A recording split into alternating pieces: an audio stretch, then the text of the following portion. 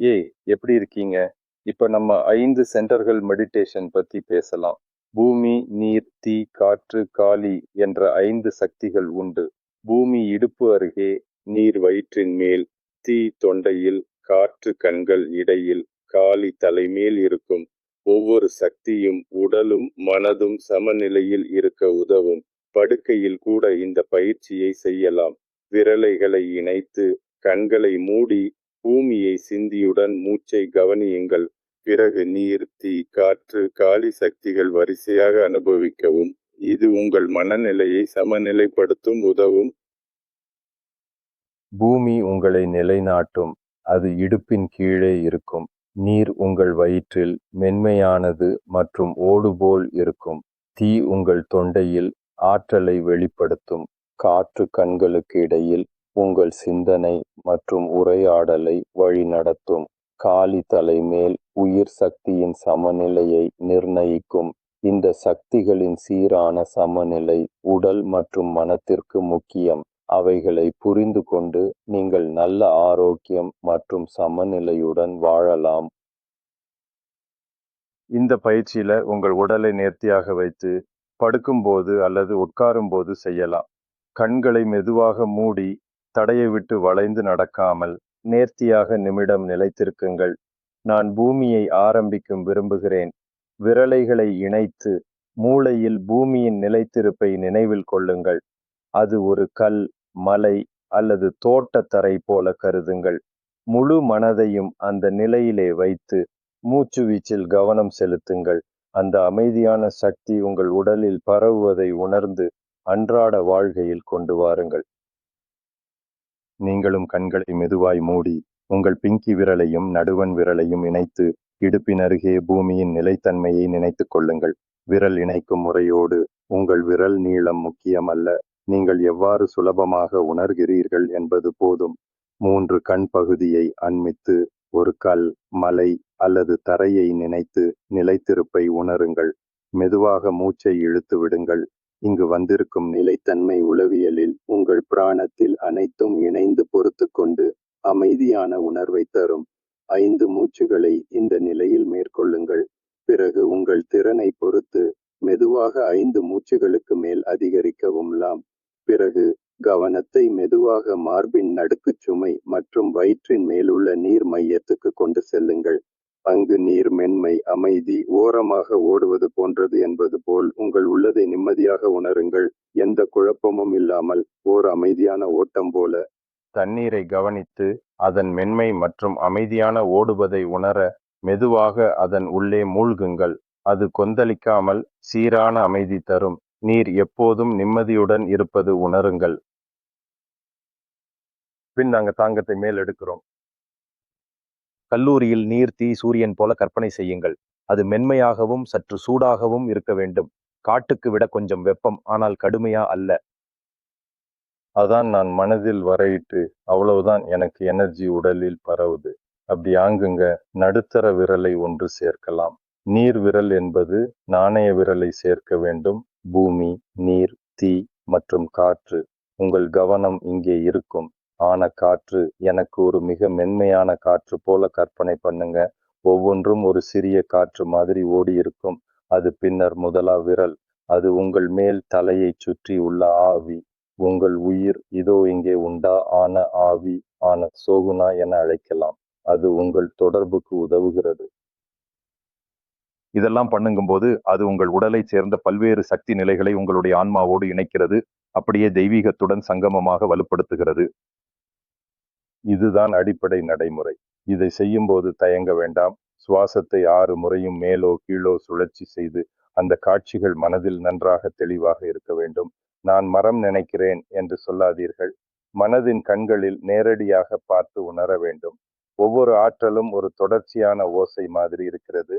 அமைதி இருக்கும்போது அந்த ஓசை நடுவில் இருக்கும். ஆனால் சக்தி அதிகரித்தால் அது மேலோ அல்லது கீழோ சுழற்சி செய்யும்.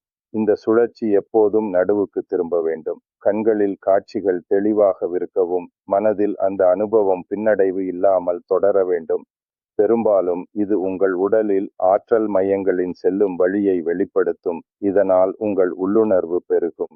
மேலும் இந்த பயிற்சியை தினமும் பின்பற்றினால் உங்கள் ஆன்மாவுடன் நெருக்கம் அதிகரிக்கும். இதுவே உண்மையான ஒருமைப்பாடு மற்றும் அமைதிக்கு வழிவகுக்கும் வழி. இதை செய்து பார்த்து உங்களுடைய அடுத்த நிலையை நோக்கி முன்னேறலாம். அப்ப தமிழரு நீங்க பாதி கட்டுமா போல அப்படின்னு உணர்ந்தால், நீங்க செல்வதற்கு ஆவல் இல்லாமல் உங்களுடைய நிலைக்கு அதிர்ச்சியாக இருக்கிறீங்கன்னா, நீங்க உங்க குதியை விட்டு விட மாட்டீங்கன்னா, அந்த நிலையை மாற்ற நீங்க உங்கள் கடுகு விரலை உங்கள் குத்தியுடன் சேர்த்துக்கொள். சுவாசம் எடு. அந்த சக்தியை மத்தியில் அமைதியாக இருக்கும் இடத்துக்கு திருப்பி அனுப்பு. உங்கள் எண்ணங்கள் அந்த இடத்தை பிடிக்க மனசில் ஏதுமாதான் வரவிட்டு பார்க்க மாட்டீங்க.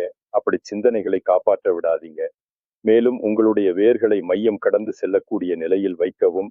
அப்போ நீங்க நிலையானதும் பாதுகாப்பானதும் ஆனதாக உணருவீங்க. ஆனால் வேர்களை கட்டி கொள்ள வேண்டாம்.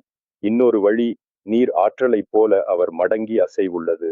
அது உள்ளடக்கமும் துக்கமும் அப்படியே அசைகிறது. கொடுக்கவும் வேண்டும் என்பது மற்றும் தேவை என்பது இடையே அதிர்கிறது. அதுவும் உள்ளடக்கம் மற்றும் புகழ்ச்சி மற்றும் சந்தேகம் போன்ற உணர்வுகளுக்கு இடையே. ஆகவே நீங்க சுகமாக இல்லாமல் இருந்தால், நீங்கள் உணர்ந்தால் நீங்க அப்படியே முடியாது. நெகிழ்ச்சி மென்மை காட்டணும் தரணும். ஆனால் அதுவில்லை என்றால் நீங்க நீர் மையத்தை சுவாசத்தோட இணைத்து நகத்துடன் சுட்டி விரலை கனெக்ட் பண்ணுங்க. அஞ்சலி விரல் ஆழமாக சுவாசமெத்துத்து அந்த ஆற்றலை மெதுவாக உணருங்கள். நீர் அதிகமாக இருந்தால் நிலத்தை சுமந்து அதுபோல நிலையாக இருங்கள். நிலம் அதிகமோ என்றால் நீர் ஆற்றலை மென்மையாக மாற்றி சமம் கொள்க. நீர் தீயுடன் சேர்ந்தால் அது ஆவி போல உருவாக்கும் சக்தி தரும். ஆனால் அதிகமாகினால் வெறுப்பு வெடிப்பு ஏற்படும். சக்திகள் அலை போல அலைந்து சமநிலையை தேடுகின்றன. உங்கள் சுவாசம் மற்றும் எண்ணங்களை சுமந்து அமைதியுடன் நடத்துங்கள். சில சமயம் நீர் நிலம் தீ உள்ளத்தில் மாறி மனதை மென்மையாக்க அல்லது வேகம் ஊட்டும். அதை கவனித்து சமநிலையை அடையுங்கள். அப்போ தனிமையில் அமைதியுடன் இருக்கும் இடத்தை கண்டுபிடிப்பீர்கள். கருத்துக்களை நன்கு மனதில் தணித்து உங்கள் சுவாசத்தை மெதுவாக சாந்தப்படுத்தவும். படைப்பாற்றல் தேவைப்பட்டால் உங்களுடைய மூளை சிதறி வாயு போல ஒலிக்கலாம். அவ்வாறு அசைவடையும் எண்ணங்களை தீக்குளிக்க வைத்து புதிய ஒரு கலையை உருவாக்கலாம். இது உங்கள் மனதை அமைதியுறும் நிறைவான நிலைக்கு கொண்டு செல்ல மிகவும் உதவும். உங்க ஆற்றலை நீர் விடுங்க. அது ஒரு ஆர்வமுள்ள விஷயமா மாறும். நிமிர்ந்த நிலத்துக்கு அடிக்கவும். அண்ணா இப்ப நிம்மதியாக இரு, தலையை குளிர வைத்துக்கோ என்று சொல்லுங்க. உங்க கவனத்தை அதஜோக் நோக்கி தள்ளுங்க. சின்ன சின்ன அடையாளங்களோட சமநிலை கொள்ள உதவும். இவ்வளோ விஷயங்களும் நம்ம பேசும் சாதாரண மொழியில இருந்தே இருக்கு. சிலர் தீப்பிடிச்ச மாதிரி கோபமா இருக்கும். ட்ரம்ஸ் மாதிரி நிலைக்கும். எளிய புத்தி இல்லாம கெட்ட மனசு இருக்கும். சிலர் நீர் மாதிரி போல மென்மை வெள்ளையாகி நிலையை இழக்கிறது. அந்த மாதிரி யாருக்கு அம்மா என்னோட இல்லையேன்னு சொல்லுவாங்க. ஞாலி வெறுமனே காமும் எப்பவும் வா வான்னு சொல்றதாம். சிலர் என்றும் கோபத்தால அதிமுக கழகம் மாதிரி நிக்கிறார்களே. தீக்குள் கத்தி மாதிரி எங்கும் ஓடிட்டு இருக்கும். அவங்கதான் அவன் தீயா இருக்கான், அருமை இல்லையோன்னு சொல்றாங்க. சுவாசம் இல்லாம எண்ணம் மாறாத பீண்டு மாதிரி இருக்கிறவங்க எப்பவும் சிந்தனை நெட்டிய மாதிரி புழங்குறாங்க. அருமை அப்படிதான். சிலர் அவங்க அந்த நிலைமையை விட கூட மேலே அத்தனை வீட்டுல தங்கி இருக்காங்க. அந்த வாய்ட்ல குதூகலமாக இருக்காங்க. புரியுதா? சாளர மேடையில் இருப்பது போல்தான். நாளிலோ பல்வேறு நிலைகளில் குதிகொண்டு செல்லறீங்க. சில சமயம் சிக்கனமாக இருக்கிறீங்க. சில சமயம் கொஞ்சம் சாய்ந்து இருக்கிறீங்க. சில சமயம் தீவிரமாக இருக்கிறீங்க. சில சமயம் கருணை காட்டுகிறீங்க. இதெல்லாம் ஏறி இறங்க போகுது. அந்த வேதி உலாவுதானே. நல்லா இருந்தது கெட்ட ஆகுது. மேலிருந்து கீழே, கீழே இருந்து மேல். ஆனா நீங்கள் ஓய்வு நிலையில இருக்கும்போது அதை மறுபடியும் மையக்கு செலுத்தணும். இல்லைன்னா நீங்க சமநிலை இல்லாத நிலையில இருப்பீங்க. சில சமயம் கோபமாகி தீபமாகி அங்கேயே இருக்கிறீங்க. அனல் போட்டு எரிதலாமே. பிறகு உயிர் போயிடும் வரை அங்கிருந்தே சிக்கி கிடக்கிறீங்க. பின்னர் அவர் மருகி விழுகிறார்கள். சிலர் நீர் உறைந்த போல, தண்ணீர் எடை இழந்த போல, சிறுகுருட்டர் போல ஒருபோதும் மையத்துக்கு திரும்ப மாட்டாங்க. சிலர் எதையும் சாய்த்து கொள்ள முடியாதவர்கள். அவர்கள் நிலத்தில் உறைவாக இருக்கும் மரங்கள் போல் அவர்கள் கடுமையாக இருப்பார்கள். அவர்கள் வளைவதில்லை. நான் யாருக்கும் கால் வளைக்க மாட்டேன். நான் வளைவதில்லை.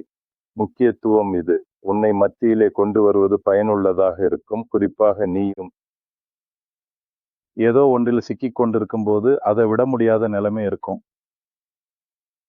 கேள்விகளுக்கு பதிலாக சொல்வதானா, மிகுந்த மகிழ்ச்சி கூட உன் சக்திகளை சிதைக்கும். நீங்கள் இல்லாமல் மகிழ்ச்சியாக இருக்க முடியாது.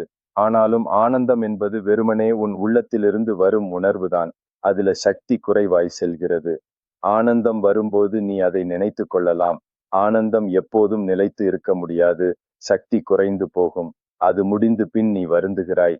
அதற்கு பிறகு நடுவு முகத்தில் திரும்ப நிலைத்து நிற்க வேண்டும். அதுதான் சமநிலையின் அடிப்படை. வாழ்க்கையின் எல்லா உணர்வுகளிலும் நடுவுக்கு திரும்ப பாட வேண்டும். உணர்ச்சி சக்தி அதிகரிக்கிறது. அதை எப்போதும் நடுவுக்கு கொண்டு வர வேண்டும். நினைவில் வைக்க, நாம் அக்கறையுடன் இருக்கும்போது கூட சமநிலையில் இருக்க வேண்டும். இல்லைனா அதிக அக்கறை கூட சோர்வாகும். அதனால் உன் உணர்வுக்கு அளவை கடக்காதீர்கள். உணர்ச்சிகள் உன்னிலிருந்து சக்தியை எடுத்துக்கொண்டாலும் அதை மீண்டும் நடுவுக்கு கொண்டு வர வேண்டும். அது வாழ்க்கையின் வழி. இந்த சமநிலைதான் உனக்கு உண்மையான மகிழ்ச்சியை தரும். உணர்ச்சிகள் உன்னிலிருந்து மிகப்பெரிய சக்தியை எடுத்துக்கொள்கின்றன. அதை எப்போதும் திரும்ப கொண்டு வர வேண்டும். அவற்றை நகர்த்த வேண்டும். அவை எங்கே இருக்கின்றன என்று உணர வேண்டும். இந்த பிரயோகத்தை அதிகமாக செய்தால் எந்த நேரத்திலும் உன் கவனம் எங்கே இருக்கிறது என்று நன்கு புரியும். நீ எப்படி பழகியவனோ அதே போல் இருப்பாய். சிலர் தீ போன்றவங்க, சிலர் நீர் போன்றவங்க, சிலர் நிலை போன்றவங்க, சிலர் காற்று போன்றவங்க. நீக்கும் உன் உள்ளுணர்வை எங்கே வைத்துக்கொண்டு நடந்து கொள்றது என்று அறிந்தால் நல்லது.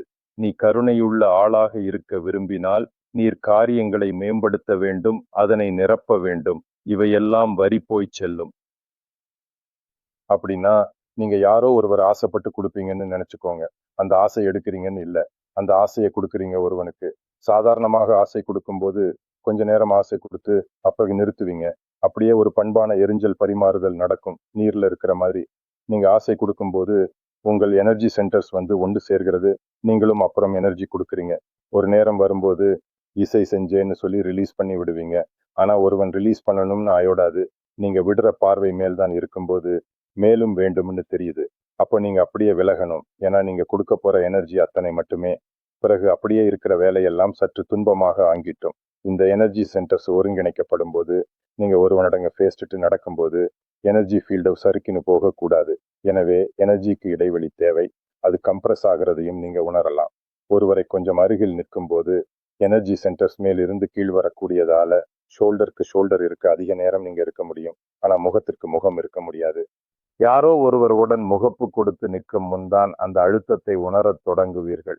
பின்னரும் தொடர்ச்சியாக அதே உணர்வு வரும். இதுவே போதும் என்று நினைக்க வேண்டியதுதான். இது உங்கள் குடும்ப சக்தி புலத்தின் பொருட்டு இடம் குறித்த விஷயம். இதிலெல்லாம் மிக நுணுக்கமானவை நிறைந்திருக்கிறது. ஒன்றும் உடனே தெரியாது. காலத்துடன் உணர வேண்டும். இதை நீண்ட காலம் அனுபவித்தால் உங்கள் உள்ளே நிலையை புரிந்து கொள்ளும் விதத்தில் அமைந்த மரபு நாள் போய் உருவாகும். இதுல நீங்கள் எங்கே இருக்கிறீர்கள் என்பது புரியும் போது உங்கள் சக்திகள் எங்கே இருக்கின்றன, அவைகளை எப்படி மாற்றி உங்கள் விருப்ப இடத்துக்கு கொண்டு செல்லலாம் என்பதும் தெரிந்து கொள்ள முடியும். அதைவிட எதிர்பாராத இடங்களில் சக்திகள் இருந்தால் அவற்றை நீக்குவது எப்படி, உங்களை வழிநடத்தியும் எப்படி என்று உணர்ந்து கற்றுக்கொள்ள முடியும். இந்த வழிமுறையில முறுக்கு வார்த்தைகள் இல்லாமல் உணர்வு மட்டுமே இருக்கும். இதை சற்று முயற்சி செய்து பார்த்து உங்களுக்கு வேலை செய்யுமா என்பதை பகிருங்கள். மேலும் தெளிவுக்கு என்னை தொடர்பு கொள்ளலாம். கேட்டதற்கு நன்றி. சந்தோஷமான நாள் வாழ்த்திகள்.